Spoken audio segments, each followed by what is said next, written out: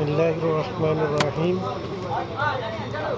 আজকে 22/5/2026 ইংরেজি।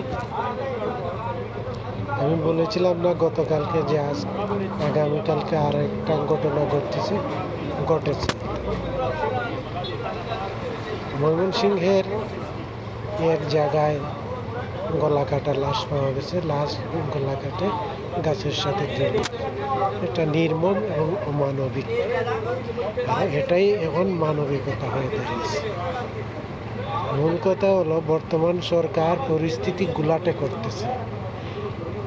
স্বরাষ্ট্রমন্ত্রী চাচ্ছেন যে পরিস্থিতি গুলাটে হলে সরকার নিয়ন্ত্রণ তাদের হাত থেকে চলে যাবে এবং তারা জাতীয় সরকারের নামে সিবাত সরকার শেখ হাসিনাকে আবার দেশে আনবে। বলবেন যে আওয়ামী লীগ ছাড়া দেশ অচল। কারণ আওয়ামী লীগ ছাড়া দেশের পরিস্থিতি আরও ভয়াবহ হচ্ছে। এটা হলো বিএনপি সরকারের একটা প্ল্যান। দেশের যে সমস্ত বিদ্যমান আইন আছে সেই সমস্ত আইন দ্বারা খুনের শাস্তি সর্বোচ্চ মৃত্যুদণ্ড হয়, কিন্তু অথচ আমাদের শাস্তি দেওয়া হয় না। আর এই সরকার কি শাস্তি দিবে? দেখেন, তারেক রহমানের ভাইকে খুন করা হয়েছে, তার বিচার হয়নি। বিএনপি বিচার চাইতেও পারেনি, চায়ও না। খালেদা জিয়াকে শাস্তি দেওয়া হয়েছে, কিন্তু তার বিচার চাইতে না, এটা আইনিভাবে বৈধই দেওয়া হয়েছে। ঠিক তেমনইভাবে তারেক রহমানকে গতকাল শাস্তি দেওয়া হয়েছে বিচার বহির্ভূতভাবে, সেটাও আইনিভাবে দেওয়া হয়েছে। সুতরাং এই সরকার বাংলাদেশের জনগণের যে মাল জান হেফাজত করবে সেটা না। আর আমরা অনেক সময় পুলিশকে দোষারোপ করি। ভাই, পুলিশ কী করবে?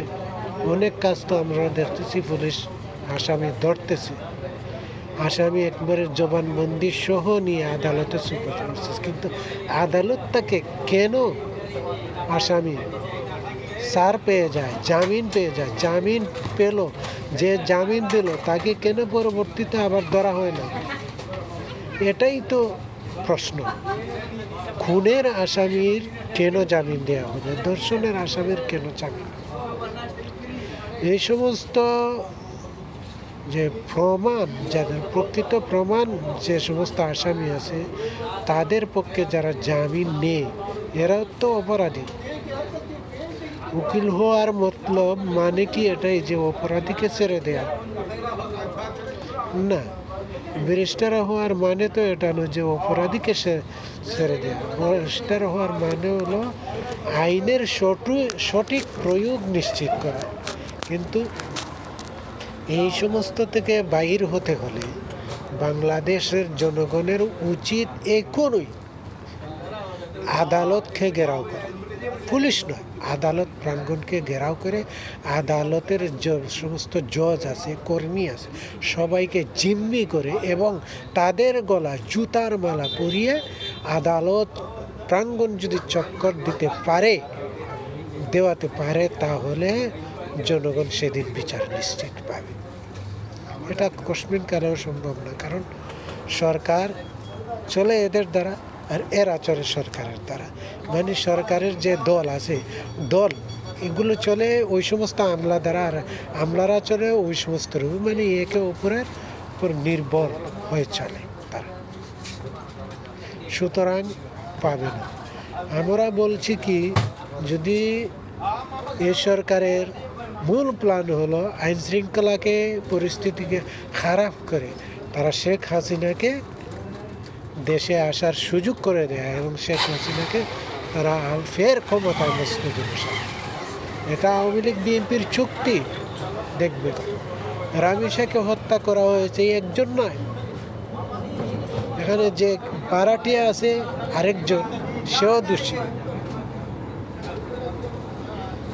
কিন্তু এদেরকে ধরা হবে না। পৃথিবীর যে কোনো দেশে বিচার হয় না ভাই, তারা অপরাধীর শাস্তি প্রয়োগ করে, বিচার নয়।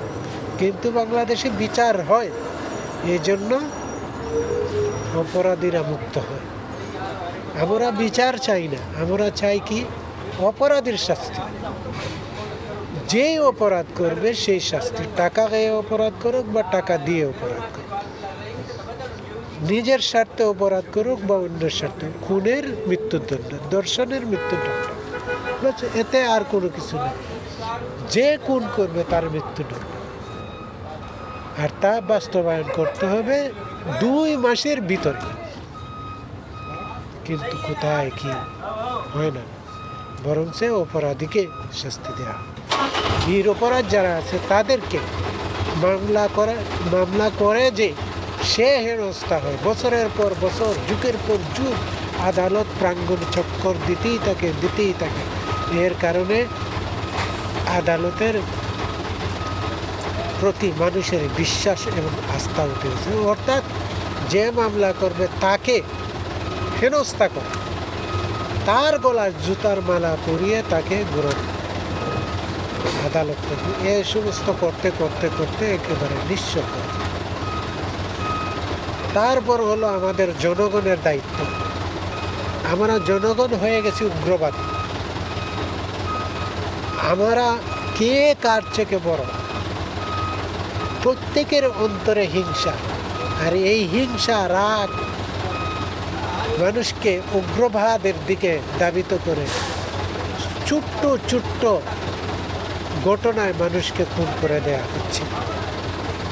এর একমাত্র কারণ হলো মানুষের উগ্রবাদী, যে আমাকে কথা বলেছিস আমিও তোকে, শুধু কথার মধ্যেই একজন আরেকজনকে খুন করে।